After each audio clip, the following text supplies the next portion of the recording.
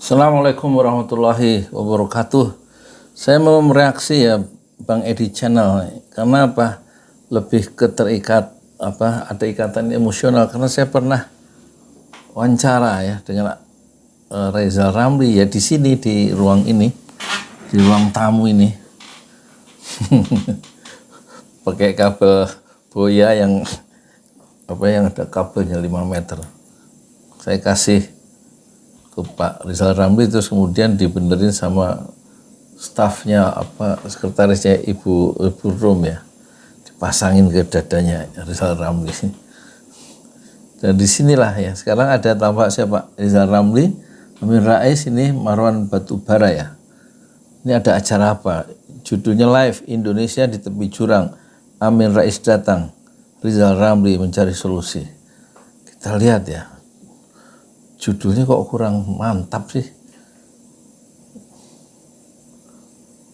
Misalnya Amin Rais datang, Jokowi tunggang langgang gitu harusnya. Kita lihat apa isinya ya. Beliau ini udah dua. Majuin aja mejanya supaya suara lebih akal, supaya kameranya suaranya masuk. Iya iya.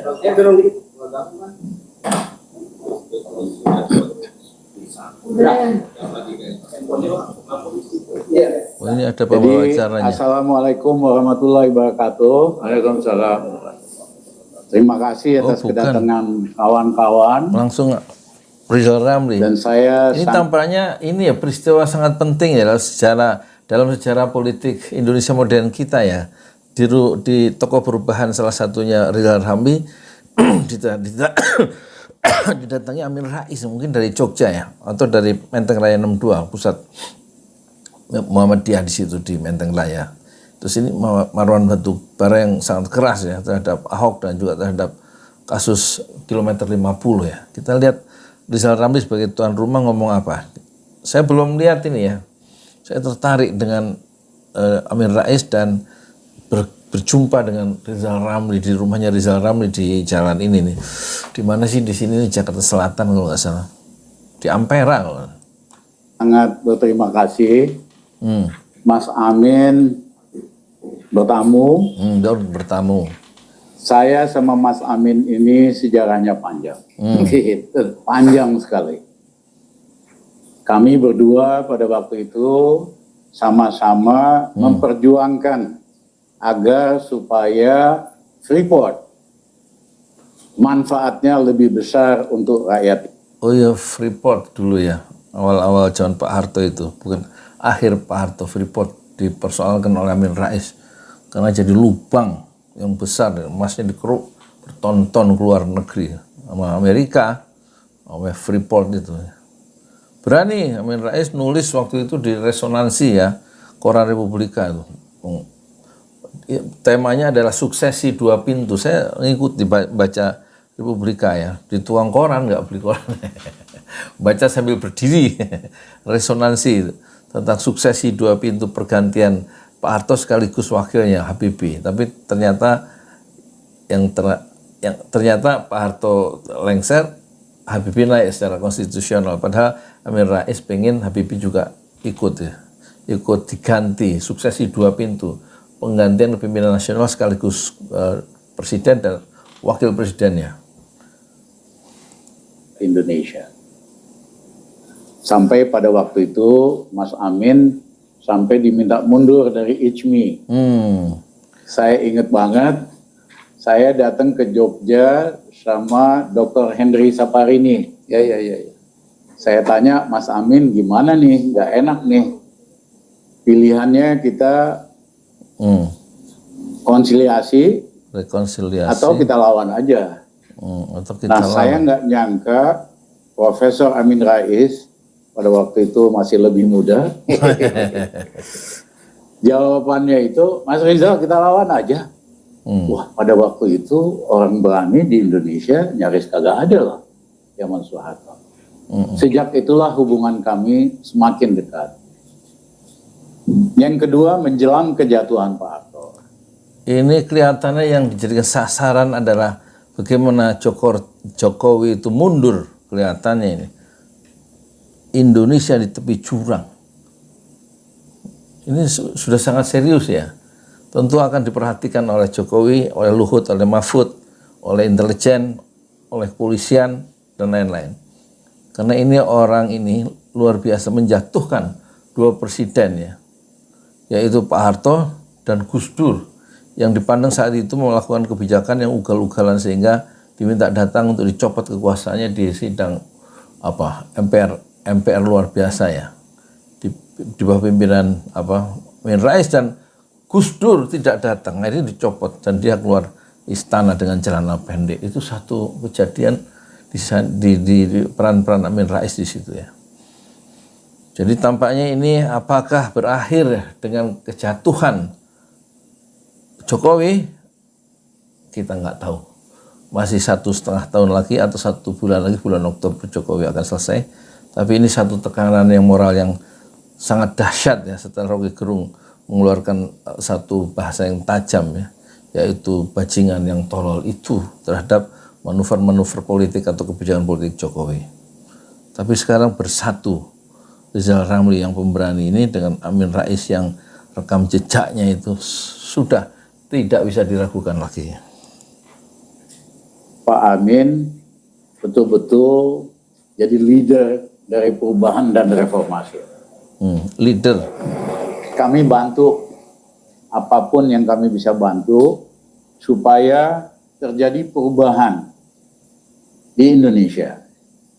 Karena kita dua-duanya itu sangat tidak suka dengan sistem otoriter. Kita ini pro-demokratik. Pro-demokratik. Yang kedua, sangat nggak suka dengan KKN. Korupsi. Dua ciri utama Orba.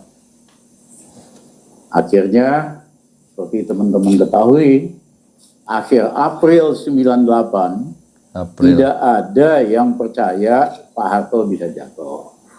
Masih sangat kuat. Tapi apa yang terjadi 11 Maret 98 Pak Harto kepilih, sebulan kemudian jatuh. Terima kasih terhadap peranan Mas Amin, tokoh-tokoh mahasiswa, dan rakyat kita. Ini kita lihat ini titik sejarah yang penting ya. Ini kapan ya, hari apa? 4 jam yang lalu. Sekarang tanggal 13 Agustus. Sekarang jam berapa ini? 4 jam yang lalu. Sekarang jam 21.38. 4 jam yang lalu berarti jam 17. Ya, jam 17 sama 4. Ini jam 9 atau jam 5 berarti ya. Sekarang jam 9 malam, setengah 10. Dikurang 4. Sore nih, bisa asar berarti. Sore tanggal 13 Agustus, hari Ahad. Ini kejadian yang penting. Ada honeymoon reformasi setelah itu. Zaman Habibie yang semakin memperkuat demokrasi.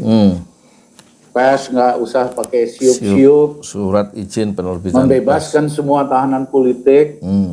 Dilanjutkan sama Gus Dur, dilanjutkan oleh SBY, Megawati, Bu Mega. Ya.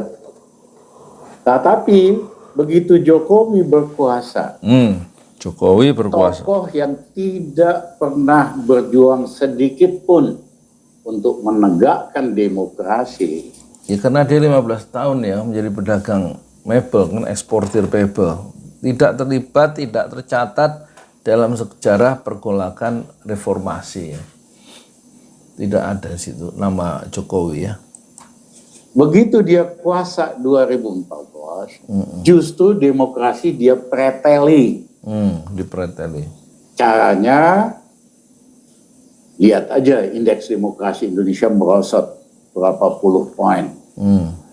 Yang kedua, lembaga-lembaga anti korupsi yang kita dukung dari dulu seperti KPK dilemahkan. Yang ketiga, dia pakai teknik Goebbels, Hitler. Hitler luar biasa. Goebbels ini tokoh propaganda utama dari Hitler ya, Goebbels. Hitler itu kan cuma seorang kopral.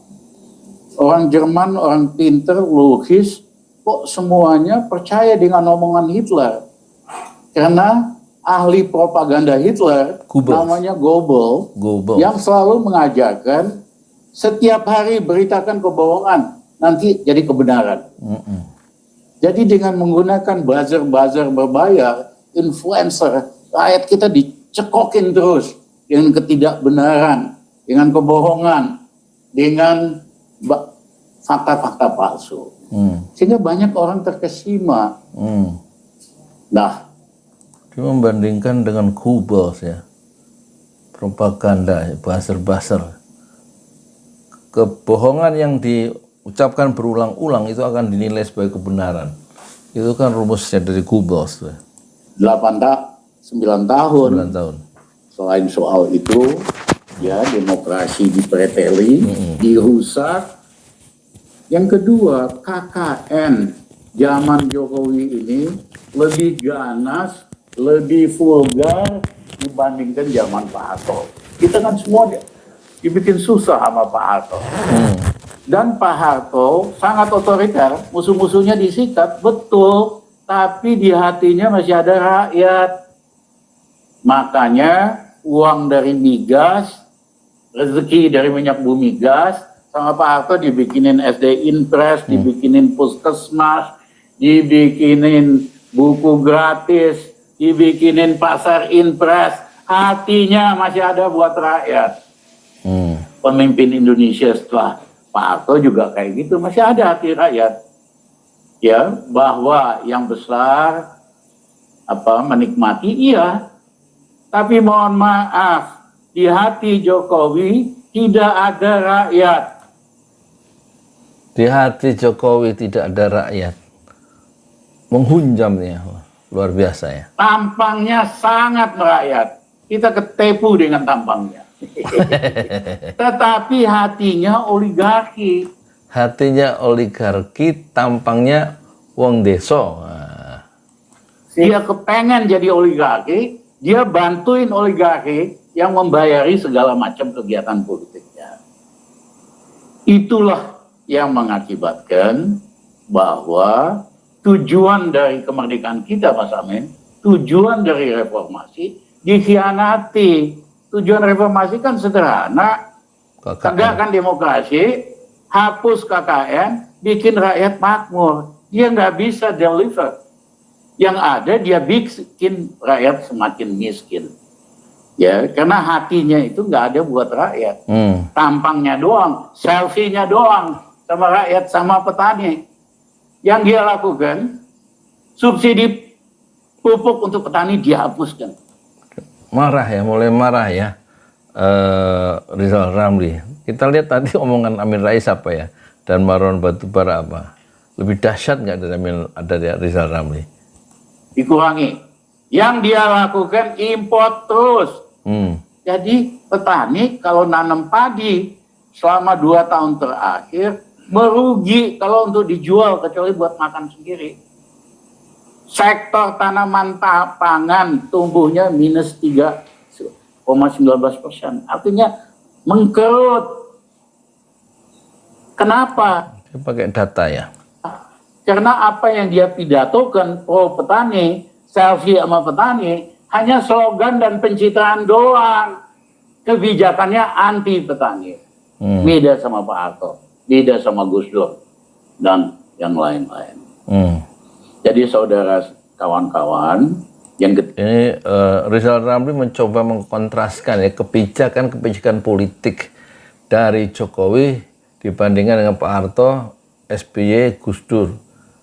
Mereka masih seperti tadi disebut bahwa Pak Harto itu otoriter, tapi hatinya masih ada untuk rakyat, bikin SD Impres, bikin puskesmas, bikin apa lagi tadi? SD Impres, bikin pasar Impres. Jadi kalau Pak Jokowi itu tampangnya aja tampang orang desa, tapi hatinya memihak oligarki. Dia membantu kepentingan oligarki melalui keputusan-keputusan politiknya, ya, regulasi-regulasi yang dia bikin.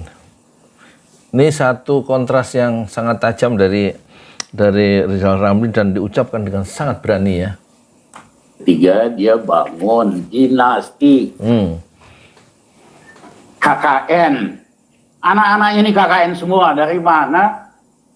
Ya. Serangan yang tajam ya dari Rizal Ramli. KKN ini dinasti politik itu bapaknya Presiden Jokowi masih berkuasa dan kemudian menjual pengaruhnya ya untuk menjadikan anak-anaknya itu pejabat publik lewat pengaruh dari Pak Jokowi yang masih berkuasa. Sehingga muncullah wali kota Medan, mantunya wali kota Solo, Raka, kemudian siapa lagi itu ya, wali kota Solo. Dan kemudian yang terakhir tentu ada hubungan kekerabatan antara Ketua MK Anwar Usman dengan Jokowi sebagai besan ya. Besan. Adik ipar, kakak ipar apa adik ipar ya. Konglomerat swasta mau nyumbang 150 miliar Mas Amin hanya buat bisnis pisang goreng doang. Jakarta Selatan banjir sama pisang goreng dengan duit segitu. Ada konglomerat yang nyumbang 100 miliar hanya buat cendol. Jakarta Selatan banjir sama cendol barangnya. Itu namanya trading influence. Trading. Dagang kekuasaan. Kekuasaan bab. Trading, memperdagangkan kekuasaan ya. Pengaruh ya. Karena pengaruh bapaknya sehingga konglomerat itu menyumbang uang untuk bisnis anak-anaknya. Karena pengaruh kekuasaan presiden, bapaknya dari Kaisang dan Gibran. Ini tampaknya ini pertama kali ya berjumpa dua tokoh pemberani, Rizal Ramli dan Amin Rais ya. Bapaknya yang didagangin. Lebih ganas dari Tommy Soeharto. Tommy Soeharto anaknya ngaco bisnis setelah Pak Harto kuasa 15 tahun. Ini baru 7 tahun udah kebablasan. Ya. Dan tidak hanya membangun kerajaan dinasti bisnis lewat KKN, tapi juga bangun dinasti politik. Si Gibran itu udah dirancang sejak pemilihan wali kota di Solo bahwa dia akan dipersiapkan untuk jadi wakil presiden. Jadi wali kota hanya 3 tahun. Makanya undang-undangnya ini akan coba diubah, diturunkan umurnya. 35. Iya kan? Dari 40. Benar-benar vulgar dan bejat. Apa yang dilakukan oleh Jokowi ini. Benar-benar vulgar dan bejat. Kata Rizal Ramli, apa yang dilakukan oleh Jokowi. Contohnya, dia sudah merancang Gibran, wali kota Solo 3 tahun aja untuk dipasangkan ke Ganjar Pranowo sebagai capres, Gibran sebagai cawapres dengan syarat mengubah dulu undang-undang yang mensyaratkan minimal capres dan cawapres itu 40 tahun untuk diubah di MK menjadi 35 tahun sehingga Gibran bisa menjadi calon wakil presiden. Nah, ini apa yang dilakukan oleh Jokowi itu adalah bejat dan vulgar, kata Rizal Ramli. Dia pikir Indonesia ini kerajaan yang dia mau bangun kembali. Dia lupa dengan sejarah pada saat kemerdekaan kita, raja-raja di Nusantara menyerahkan hartanya untuk bangun republik, menyerahkan kerajaannya untuk bangun republik. Raja Jogja menyerahkan hartanya untuk membiayai pemerintahan melawan Belanda. Sultan Tidore punya pilihan oleh PBB. Satu, kamu gabung sama Belanda. Yang kedua, kamu merdeka sendiri. Yang ketiga, kamu gabung Republik Indonesia. Sultan Tidore memilih yang ketiga. Kebayang nggak kalau Sultan Tidore waktu ikut Belanda bisa-bisa lebih makmur, merdeka. Wah, kekayaan alamnya banyak, nikel segala macam nih. Maritim pasti lebih kaya. Teman-teman kebayang nggak kalau Sultan Tidore waktu itu nggak gabung Republik Indonesia? sepertiga Indonesia bolong dari Tidore Papua sampai Papua. Indonesia bolong sepertiganya. Jokowi nggak ngerti sejarah, tidak pernah belajar sejarah yang benar, tidak ngerti bahwa tokoh-tokoh kemerdekaan kita berjuang dengan keringat, darah, supaya bikin republik. Enak aja lo, mau bikin dinasti kerajaan baru, siapa lo? Marah ya. Udah pakai lalu ya. Dia udah nothing tulus ya. Udah bisa membayangkan skenario yang terburuk, dan itu ditempuh oleh Rizal Ramli, karena ini lebih berbahaya kalau dibiarkan Pak Jokowi dan kekuasaannya yang didukung oleh skrup ya, termasuk aktivis-aktivis 98 itu nggak bicara kritis ya, kecuali menjadi skrup penguat sistem otoriter dari Jokowi yang mempreteli demokrasi dan membangun dinasti politik. Siapa lo, kata Rizal Ramli. Mohon maaf, Mas Amin, ya, saya terpaksa ngomong kayak begini. Belak-belakan. Nah, kita ulang ya. Semuanya nih Papua sampai Papua, Indonesia bolong sepertiganya. Jokowi nggak ngerti sejarah, tidak pernah belajar sejarah yang benar, tidak ngerti bahwa tokoh-tokoh kemerdekaan kita berjuang dengan keringat, darah, supaya bikin republik. Enak aja lo, mau bikin dinasti kerajaan baru, siapa lo? Mohon maaf, Mas Amin, ya, saya terpaksa ngomong kayak begini. Belak-belakan. Nah, kita sepakat nanti Mas Amin jelaskan perubahan udah waktunya tiba. Perubahan sudah waktunya tiba. Kenapa nggak ada Rocky Gerung di kanan atas, ya duduk paling kanan dari Rizal Ramli ya, menghadap wartawan? Kenapa Rocky Gerung tidak ada?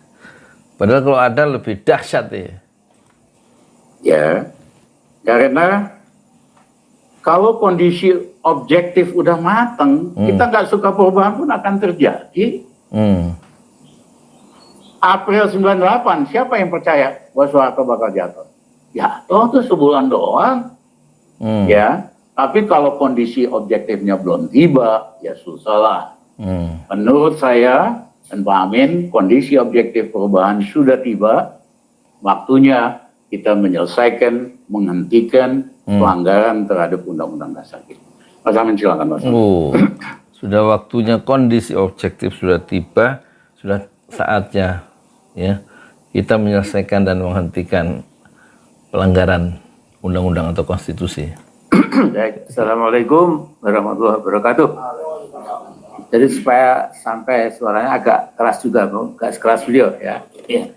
Saudara, jadi saya menambah sedikit. Tadi kita berbincang-bincang bahwa proses sejarah setiap bangsa itu ketika bangsa bersangkutan ingin adanya change atau perubahan ke arah yang lebih bagus, itu memang perlu proses. Tetapi ketika momentum sudah datang, maka proses perubahan itu menjadi lebih cepat dan insya Allah berhasil. Nah, saya dan teman-teman meyakini the moment now is coming very, very, very soon. Ya.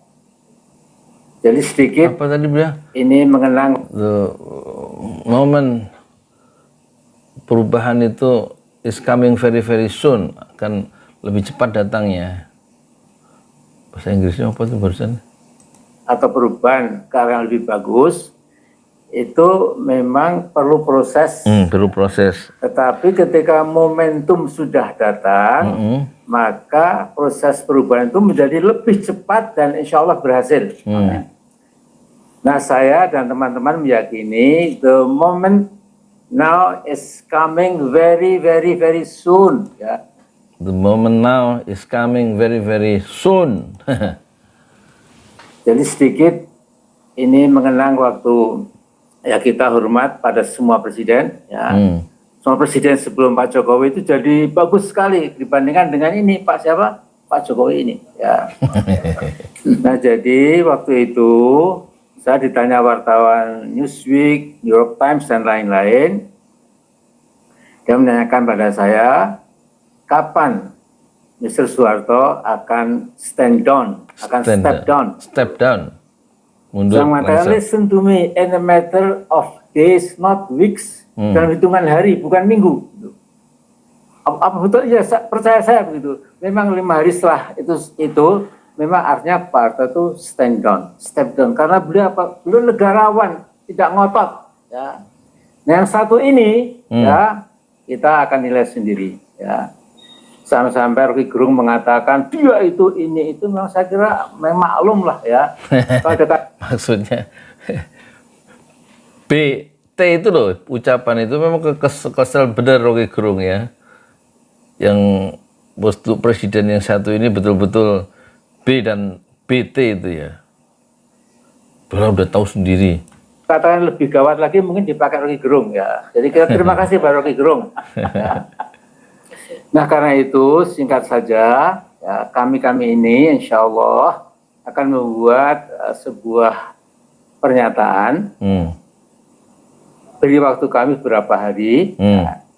Nanti editor in chief-nya beliau. Ya. Saya kasih masukan, Pak Amar masukan, Faisal Basri masukan dan lain-lain. Faisal Basri. Nanti Anda semua kami undang lagi ke sini ya untuk mengetahui bahwa inilah konklusi kita supaya perubahan cepat terjadi sebagaimana diinginkan oleh kebanyakan rakyat. Saya yakin sekali itu ya. Nah jadi yang penting 1, 2, 3 hari ini tokoh-tokoh yang tadi saya sebut Faisal Basri akan ke sini ke rumah Pak Rizal Ramli, kemudian tukar pikiran. Jadi kita beri yang penting-penting yang nggak terbantahkan ya. Kemudian kita bacakan nanti bahwa enough is enough, no, Mr. Jokowi. Enough is enough. Anda perlu perlu istirahat, memilih 2 hal. Segera sukarela ya, atau mundur, diturunkan. ya, atau Anda menghadapi rakyat. Kira-kira demikian. Ya. Nantilah insya Allah setelah butir-butir itu terjadi mungkin kita pilihannya 2, mundur sukarela atau menghadapi gelombang rakyat yang ingin perubahan. Ini saya kira Anies Baswedan melihat acara ini mungkin dikasih tahu sama tim relawannya atau asistennya atau pengawalnya atau orang terdekatnya, dan saya menduga karena dia ingin bermain cantik dia akan tidak masuk dalam gelombang ini dan hati-hati ya, dan dia ingin membiarkan sayap di luar pencapresan yang akan bergerak, yaitu sayap oposisi yang semakin terkonsolidasikan dengan bergabungnya Rizal Ramli dan Amin Rais ya, itu akan mempercepat keruntuhan rejim yang sekarang. Kita doakan ya. Kita lebih bisa ya. Agak sedikit. Ya, saya sedikit aja Pak. Keras Pak, keras. Ya. Jadi tadi apa yang disampaikan Bang Rizal dan juga Pak Amin, itu kalau kita bicara bernegara, sudah sekian banyak pelanggaran hukum, kejahatan yang menurut ukuran konstitusi itu sudah sangat layak Pak Jokowi itu dimakzulkan. Komisi 100 punya sekian banyak daftar bahwa pelanggaran dan kejahatan yang dilakukan Jokowi itu sudah lebih dari cukup untuk beliau itu oleh DPR segera diproses pemakzulan menurut pasal 7A. Nah, tapi di sisi lain kita tidak melihat prospek bahwa DPR akan melakukan sesuatu. Nah, karena itu kita berharap sebetulnya DPR ini kalau memang ada pimpinan-pimpinannya yang tersandra, ya itu segera diminta mundur supaya proses tadi 7A itu bisa berjalan. Tapi di atas itu semua, seandainya memang tidak bisa, tadi itu Bang Rizal, Pak Amin ini sudah merencanakan sesuatu untuk kita tidak bisa lagi pakai lewat DPR. Tapi gerakan rakyat itu juga jangan dinilai itu tidak konstitusional, itu juga sesuatu yang konstitusional. Dan itulah yang mudah-mudahan nanti bisa kita lakukan. Dan kita berharap sebetulnya semua tokoh-tokoh oposisi yang selama ini juga sudah bersuara itu bisa bergabung dengan kita untuk bagaimana ini bisa segera terwujud. Saya kira itu mungkin tambahannya. Terima kasih, Pak. Pertanyaan jawab. Ya, pendek-pendek ya. Ya. Mungkin Pak Rizal mungkin nanti bisa menjawab. Saya Fandi dari 20detik.com. Mau tanya sebenarnya apakah tadi kan menyinggung gerakan menurunkan Soeharto begitu di tahun 98, lalu tadi menyinggung bagaimana Jokowi telah melakukan KKN, menggerus demokrasi begitu. Apakah yang dimaksudkan nantinya ini akan merencanakan suatu gerakan massa, suatu gerakan mengerahkan massa yang banyak untuk menurunkan Jokowi secepatnya, atau bagaimana gitu Pak, detail dan rencananya ini gitu. Makasih Pak. Yang penting itu kan Hati-hati dia jawabnya. kesamaan hati dan pikiran. Diplomatis jawabannya. Dan ini kalau masih antara menunggu tokoh beberapa hari untuk ngumpul lagi, bisa diintervensi oleh Intel ya. Mereka bisa ditangkap-tangkapi satu-satu ini, dan gerakan momentum yang katanya itu mempercepat perubahan itu tidak terjadi kalau ini masuk penjara, ini masuk penjara, ini masuk penjara. Kemungkinan tidak terjadi momentum perubahan itu, atau justru semakin mempercepat proses perubahan itu, karena kemudian rakyat marah dan rakyat menggulung istana. berbagai kota sudah nyambung. Perasaan kita sudah sama, hati kita, pikiran kita sudah sama, dan bukti-bukti tentang pelanggaran konstitusi Jokowi juga lebih dari cukup. Ya kan, bahwa itu tergantung Jokowi apa sadar diri sebelum semua jadi bubur, semuanya jadi atau bubur. akhirnya akan berubah jadi kekuatan rakyat yang melakukan perubahan. Karena kondisi objektifnya sudah matang, itu nggak perlu lama-lama banget. Iya kan? Insya Allah. Teman-teman mahasiswa dari seluruh Indonesia, iya kan, udah semakin kompak. Tokoh-tokoh buruh kemarin, lihat aja. Tokoh-tokoh aktivis, tokoh-tokoh Islam, memang jalan sendiri-sendiri. Ini menurut pembacaan sejarah ya, kesamaan hati dan pikiran kondisi objektif itu sudah nampak, dan proses untuk perubahan secara pembongkaran atau yang disebut oleh Bung Karno sebagai revolusi, perubahan secara pembongkaran itu akan terjadi ya. Dengan pilihan 3 tadi kata siapa? Rizal Ramli, sukarela mengundurkan diri, atau keadaan menjadi bubur, atau yang ketiga terjadi gelombang kekuatan rakyat, dan mungkin berakhir dengan tragedi yang dihindari waktu itu oleh Amin Rais, sehingga dia membatalkan pertemuan 20 Mei di Monas karena tidak akan ingin jatuh korban sebagaimana peristiwa di Tiananmen, di lapangan Tiananmen, demonstran rakyat dan mahasiswa itu ditumpas dengan kekuatan bersenjata, dengan tank dan pertumpahan darah. Tapi rupanya sejarah Indonesia berbeda dengan Tiananmen karena kebijakan Amin Rais membatalkan ya titik kumpul di Monas atau di lapangan Ikada dulu itu, yang disebut lapangan Ikada. Sehingga bisikan dari seorang jenderal atau TNI tidak akan segan-segan untuk melakukan penumpasan, itu betul-betul dihindari oleh Amin Rais ya, sehingga tidak ada darah yang tertumpah. Tapi ketika waktunya tiba, semuanya akan bersatu bagaikan air bah. Ya, karena mukadimah Undang-Undang Dasar 45 kita kan sederhana. Tugas pemimpin itu mencerdaskan rakyat, memakmurkan rakyat. Jokowi sering membodohin rakyat dengan berita palsu, dengan fakta-fakta palsu, dan membayar influencer sama buzzer yang pada dasarnya menyesatkan rakyat, bukan mencerdaskan rakyat. Nggak ada loh pemimpin di Indonesia menggunakan buzzer sama influencer.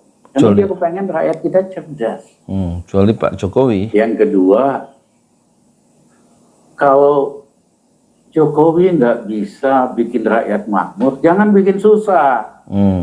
Yang terjadi hari ini makmurin kagak bisa, yang ada bikin rakyat makin miskin. Upah buruh naik lebih rendah dari inflasi makanan. Itu namanya ngajakin miskin berjamaah. Jadi ini waktunya perubahan akan tiba, ya kan?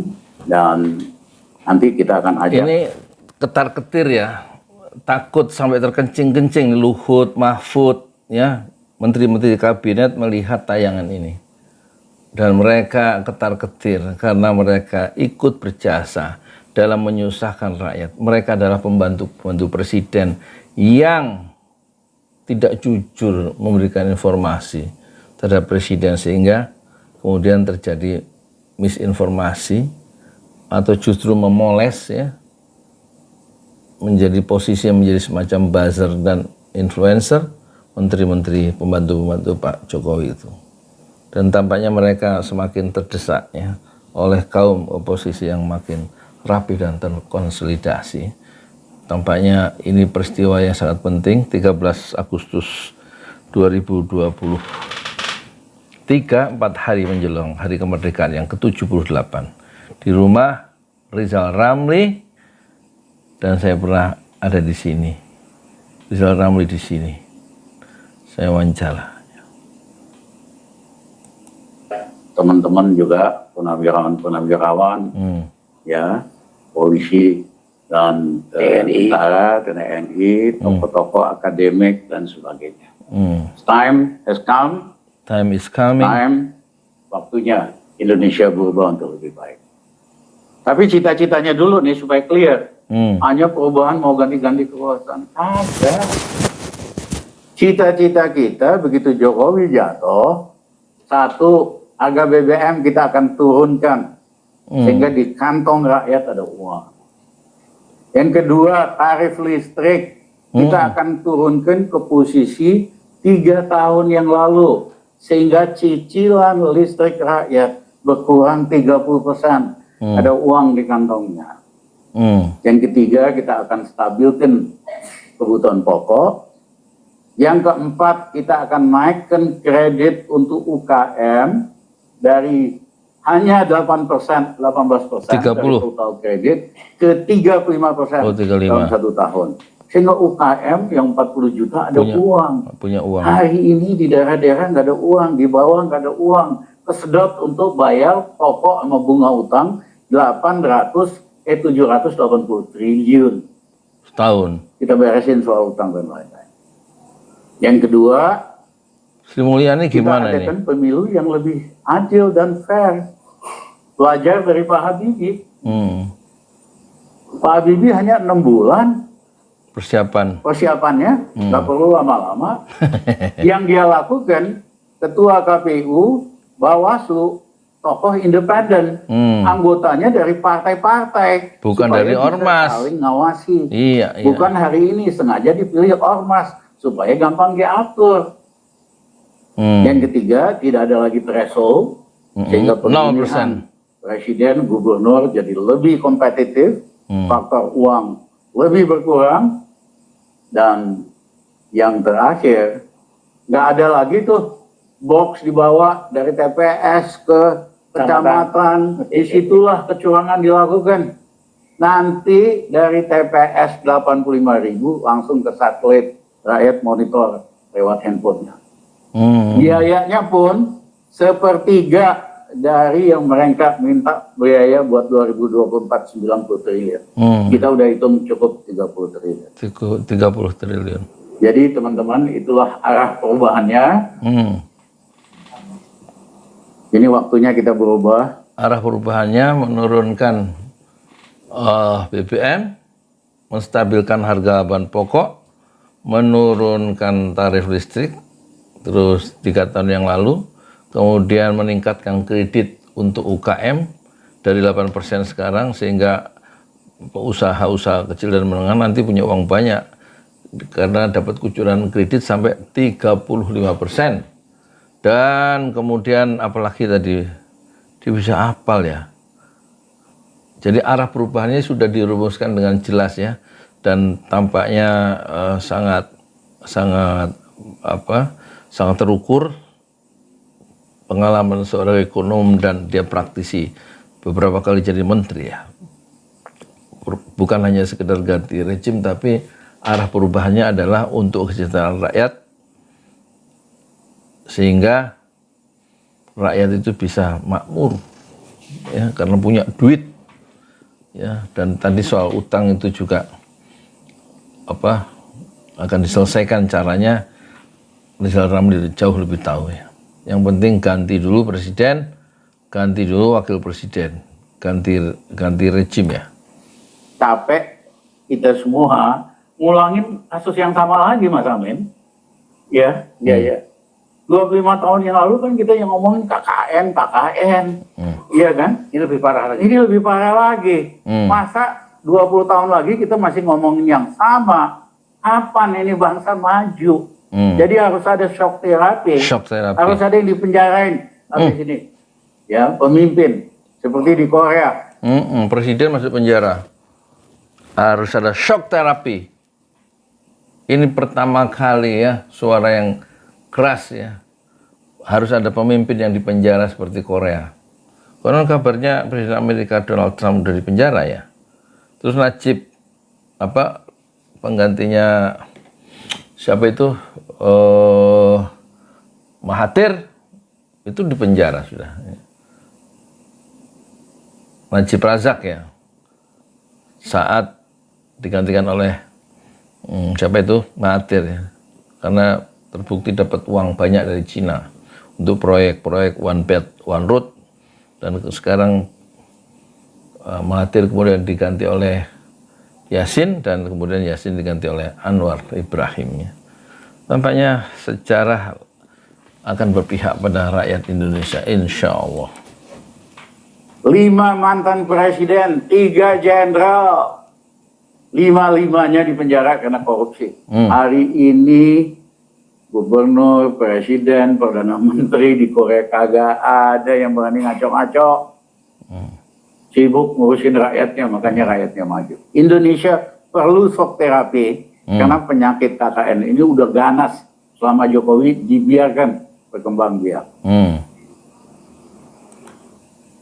Dibiarkan berkembang biak penyakit KKN itu korupsi dan nepotisme dibiarkan oleh Jokowi, dan harus ada cara untuk menghentikannya, yaitu shock terapi. Presiden, pejabat-pejabat harus dimasukkan penjara, dan itu sudah ada contohnya di negara Korea ya. Sehingga nggak ada yang berani lagi nyolong, dan kemudian mereka menghabiskan usianya sebagai pejabat untuk memikirkan rakyat, dan bukan untuk memikirkan korupsi bagi keluarga, memperkaya diri keluarga dan kelompoknya. Ya. Dari mana? Dari Metro TV. Metro TV. Izin boleh dipertegas lagi Pak, tokoh-tokoh yang nantinya hendak diajak, mungkin boleh disebutkan. Tadi kan Jenderal, Purnawirawan TNI, militer, dan sebagainya. Tapi sejauh ini yang sudah memastikan untuk ikut bergabung bersama Pak. Nanti pada waktunya akan disampaikan. Ya betul. Ya. Pasti masih dalam. Ya. Enggak. Sebetulnya kan komunikasi selama setahun terakhir berjalan. Mas Amin keliling-keliling ke seluruh Indonesia.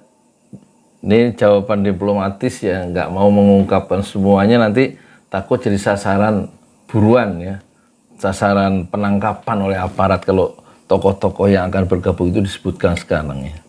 Mungkin mereka juga sudah memikirkan kalau mereka ditangkap siapa pelanjutnya yang akan meneruskan gerakan perubahan ini. Mereka tampaknya sudah siap ya. Mereka pasang badan. Dan makanya dia akan melindungi orang-orang yang lapisan kedua, lapisan ketiga, yang akan meneruskan estafet gerakan perubahan ini melalui orang-orang yang nggak mau disebutkan tadi ya, yang dipancing oleh wartawan Metro TV untuk disebutkan.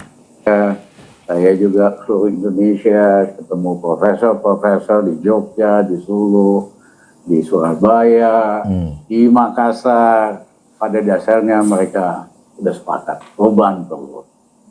Misalnya dosen-dosen, rektor, ketua yayasan universitas swasta udah capek. Lebih dari setengah mahasiswanya kagak bayar 2 tahun. Ya, yayasannya bleeding. Dia pikir Jokowi bisa nyelesain ekonomi, mahasiswa normal lagi bisa bayar, kagak. Itu profesor-profesor, rektor-rektor bilang, Mas Rizal, lebih cepat lebih bagus dah, ya, supaya mahasiswa bisa normal lagi, kita bisa hidup normal lagi. Jadi kali ini bleeding banyak pendarahan. profesor universitas yang akan ikut dalam dinamika perubahan. Mungkin sedikit Ya, silahkan. tambahan. Jadi kalau bicara Purnawirawan Jenderal, tokoh-tokoh termasuk yang dari daerah, termasuk juga ada Pak Amin, tentunya kita kan barusan launching petisi 100. Itu jelas akan bergabung. Di sana ada misalnya Pak Lejen Yayat, Lejen Soeharto, Pak Sunarko dan sebagainya, dan juga sejumlah akademisi dari kampus-kampus, dan bukan cuma di Jakarta, ada dari Bandung, Surabaya, dan sebagainya. Sehingga kalau orang Jakarta kan bilang, ya, lu jual gue beli. Nah, ini katanya gue borong, coba luar biasa. Ya mudah-mudahan seperti itu. Saya akan dengar-dengar saja. Jadi sebenarnya sedikit tambahan, ya. Jadi kita sedikit pun tidak terbesit bahwa perubahan nanti harus mencacarkan darah, walaupun setitik, jangan. Ever. Jangan sampai. Ya. Karena itu tergantung kepada sekarang sikap bagaimana saudara Jokowi ini melakukan reaksi kepada. Ini sikap yang sangat bagus ya dari Amin Rais, yang dulu juga dia nggak mau tercecer ada yang mati dalam proses perubahan kepemimpinan nasional, sehingga dia membatalkan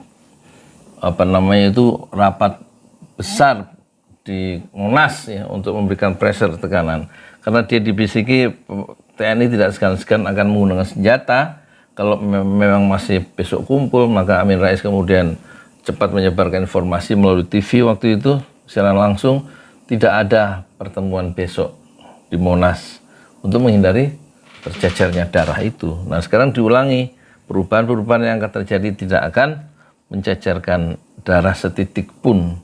Beda dengan rejim Jokowi ya, dalam menghadapi demonstrasi di Bawaslu itu, pemerintah tidak segan-segan menumpahkan darah, 9 orang mati ya, hanya ingin menyampaikan protes. Kemudian dalam rejim Jokowi juga, itu polisi membunuh 6 orang pengawal Habib Rizik Syihab dengan disiksa lebih dulu dan ditembak dengan 19 peluru untuk 6 anak muda yang tidak bersalah, kemudian memenjarakan dan lain-lain.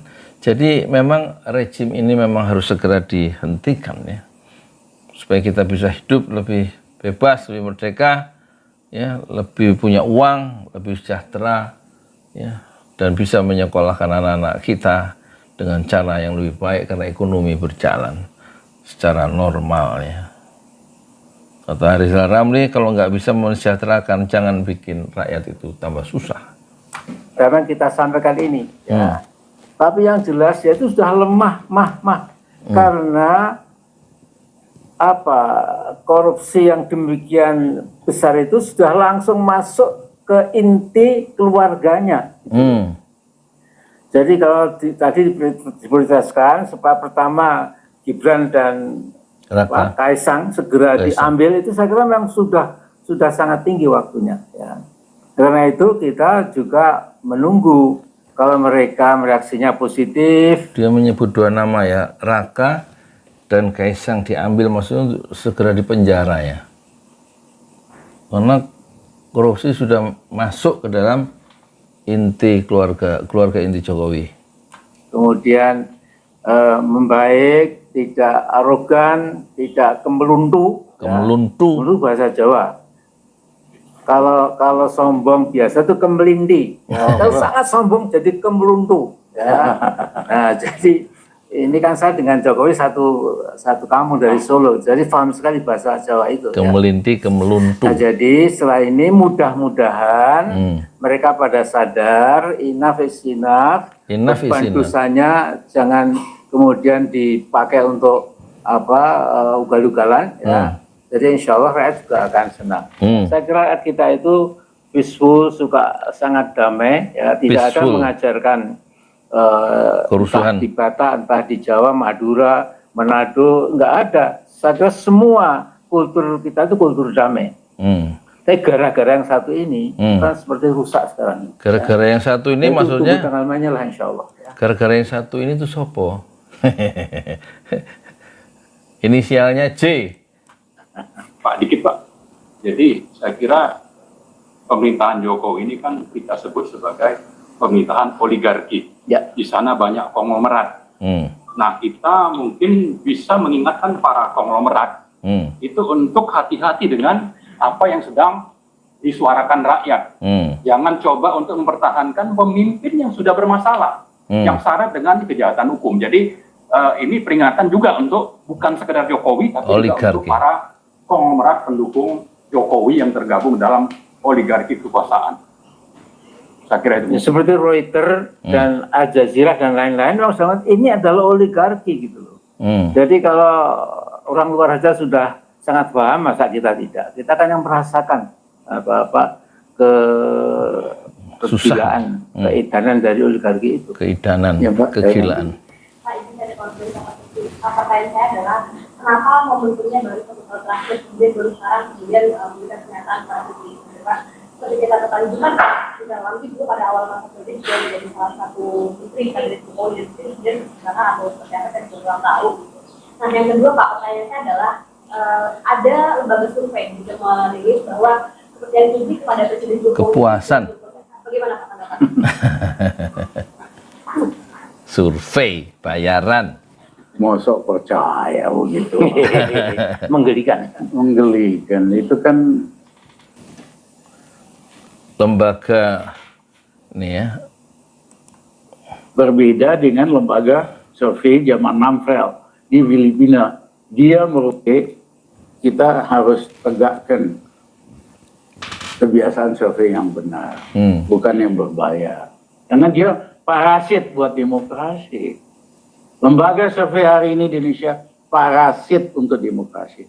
Berbeda dengan lembaga survei zaman Namfel di Filipina. Dia merupakan pejuang untuk demokrasi. Pejuang. Sekarang parasit untuk demokrasi. Tadi disebutkan bahwa Pak Jokowi ini sudah melakukan begitu banyak pelanggaran konstitusi. Mungkin bisa disebutkan secara spesifik apa pelanggaran itu dan mungkin ada satu pelanggaran yang mungkin akan digarisbawahi. Mukadimah Undang-Undang Dasar 45 sangat jelas. Negara, pemimpin negara wajib mencerdaskan bangsanya. Yang kedua, meningkatkan kesejahteraan rakyat. Kesejahteraan umum. Pertanyaan saya, selama Jokowi jadi presiden, dia mencerdaskan rakyat apa enggak? Dengan banyaknya berita hoak, dan saya sering ketipu juga, SMK kan, saya ikut kampanye tuh buat SMK di Metro TV. Ya, karena saya percaya kalau bikin mobil nasional bisa dong. Kalau supaya ekonomis kan 300.000 unit cukup. Masa nggak bisa? Jadi saya cuma nilai niatnya, nggak nilai track recordnya. Ternyata itu abal-abal. Banyak lagi yang lain lah. Ya, nah dengan kebiasaan untuk menceritakan berita yang tidak benar, kebijakan yang bertentangan dengan apa yang jadi pidato dan slogan, itu bukan mencerdaskan rakyat. Itu namanya membodohi rakyat.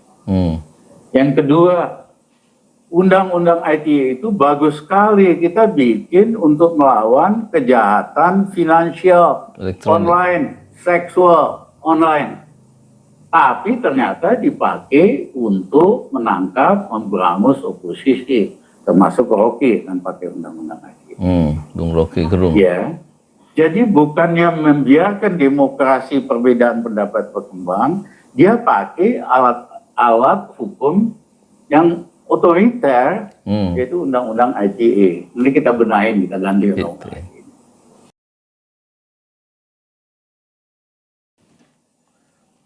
Lembaga ini ya, berbeda dengan lembaga survei zaman Namfel di Filipina. Dia merupakan, kita harus tegakkan kebiasaan survei yang benar, bukan yang berbahaya. Karena dia parasit buat demokrasi. Lembaga survei hari ini di Indonesia parasit untuk demokrasi. Berbeda dengan lembaga survei zaman Namfel di Filipina. Dia merupakan pejuang untuk demokrasi. pejuang. Sekarang parasit untuk demokrasi. Tadi disebutkan bahwa Pak Jokowi ini sudah melakukan begitu banyak pelanggaran konstitusi. Mungkin bisa disebutkan secara spesifik apa pelanggaran itu dan mungkin ada satu pelanggaran yang mungkin akan digarisbawahi dalam Mukadimah Undang-Undang Dasar 45 sangat jelas. Negara, pemimpin negara wajib mencerdaskan bangsanya. Yang kedua, meningkatkan kesejahteraan rakyat. Kesejahteraan umum. Pertanyaan saya, selama Jokowi jadi presiden, dia mencerdaskan rakyat apa enggak? Dengan banyaknya berita hoak, dan saya sering ketipu juga, SMK kan, saya ikut kampanye tuh buat SMK di Metro TV. Ya, karena saya percaya kalau bikin mobil nasional bisa dong. Kalau supaya ekonomis kan 300.000 unit cukup. Masa nggak bisa? Jadi saya cuma nilai niatnya, nggak nilai track recordnya. Ternyata itu abal-abal. Banyak lagi yang lain lah. Ya, nah dengan kebiasaan untuk menceritakan berita yang tidak benar, kebijakan yang bertentangan dengan apa yang jadi pidato dan slogan, itu bukan mencerdaskan rakyat. Itu namanya membodohi rakyat. Yang kedua, Undang-Undang ITE itu bagus sekali kita bikin untuk melawan kejahatan finansial, online, seksual, online. Tapi ternyata dipakai untuk menangkap, memberangus oposisi, termasuk Rocky dan pakai Undang-Undang ITE. Bung Rocky Gerung. Ya. Jadi bukannya membiarkan demokrasi perbedaan pendapat berkembang, dia pakai alat hukum yang otoriter, yaitu Undang-Undang ITE. Nanti kita benahin, kita ganti undang-undang ITE.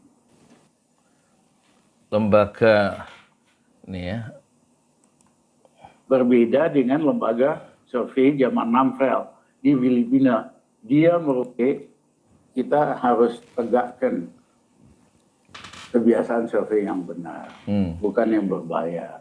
Karena dia parasit buat demokrasi. Lembaga survei hari ini di Indonesia parasit untuk demokrasi. Berbeda dengan lembaga survei zaman Namfel di Filipina. Dia merupakan pejuang untuk demokrasi. pejuang. Sekarang parasit untuk demokrasi. Tadi disebutkan bahwa Pak Jokowi ini sudah melakukan begitu banyak pelanggaran konstitusi.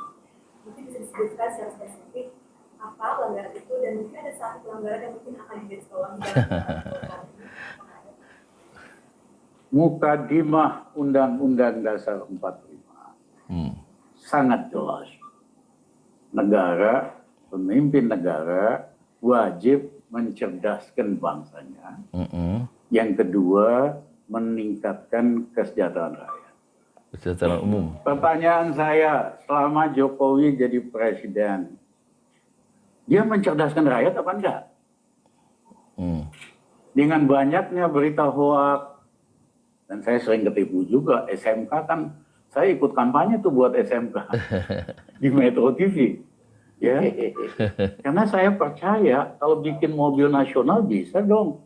Kalau supaya ekonomis kan 300.000 unit cukup. Masa nggak bisa? Jadi saya cuma nilai niatnya, nggak nilai track recordnya. Ternyata itu abal-abal. Banyak lagi yang lain lah. Ya, nah dengan kebiasaan untuk menceritakan berita yang tidak benar, kebijakan yang bertentangan dengan apa yang jadi pidato dan slogan, itu bukan mencerdaskan rakyat. Itu namanya membodohi rakyat. Yang kedua, undang-undang ITE itu bagus sekali kita bikin untuk melawan kejahatan finansial, online, seksual, online. Tapi ternyata dipakai untuk menangkap, memberangus oposisi, termasuk Rocky kan pakai undang-undang ITE. Bung Rocky Gerung. Ya, jadi bukannya membiarkan demokrasi perbedaan pendapat berkembang, dia pakai alat hukum yang otoriter, yaitu undang-undang ITE. Ini kita benahin, kita ganti undang-undang ITE. Di jalan Allah. Ini Masjid Enam Syuhada lagi dikunjungi sama Ketua Hilmi. Modal awalnya berapa Pak Yudi Pramuko? 750.000 Rp750.000 aja. Jadi ini 500 jutaan nih barang. Sekarang udah habis 310. Masya Allah, tuh udah pakai keramik, laponnya tinggal. Granit tuh kayak marmer. Tuh, Masya Allah nih, sampai juga kita ke sini. Masjid Enam Syuhada, ngapa namanya Masjid Enam Syuhada, Ya, Pak Yudi? kita mau mendokumentasikan perjuangan dakwah nama anak muda pengawal Habib Rizik Syihab itu. Masya Allah. Yang dibunuh sama orang jahat di kilometer 50. Kilometer 50 ya. Itu kan simbol memperjuangkan dakwah itu kita harus memberikan segalanya untuk Islam kan ya. Untuk Masya dakwah Islam. Allah. Dan nama anak muda itulah yang sudah memberikan segalanya untuk Islam. Masya Allah. Apa nanti nama pemuda itu ada juga di sini mungkin diterapkan? Mungkin namanya 6 syuhada. 6 syuhada Iya, itu, 6 syuhada dipasang di sini, 6 syuhada. Bip Ali, apa yang dikomentarin dari ini semua, Bip Ali? Masya Allah, luar biasa. Dari uang 700.000, kalau pengen ternyata bisa. Bisa. Allah kirim. Tuh, bisa. Ya, Masya. dengan masuk satu gang kecil, tapi Bapak ini luar biasa. Kecil tuh. Oh, Masya Allah ya. Satu call aja. Masya Allah. Perjuangan Pak Yudi Pramuko, YouTuber sejagat paling tua. Tertua di semesta. Tertua di semesta. Masya Allah. Tukang donat. Tukang donat. Tukang donat dari Paru. Ini saya laporkan dari lapangan ini, langsung dari Masjid Enam Syuhada. Masya Allah. Dan ini dia. Dalam lihat ah. Tuh lihat tuh masjidnya, tuh imamnya di situ tuh. Malam-malam lagi kita. Masya Allah. Masih kurang nih. Atapnya katanya transfer aja.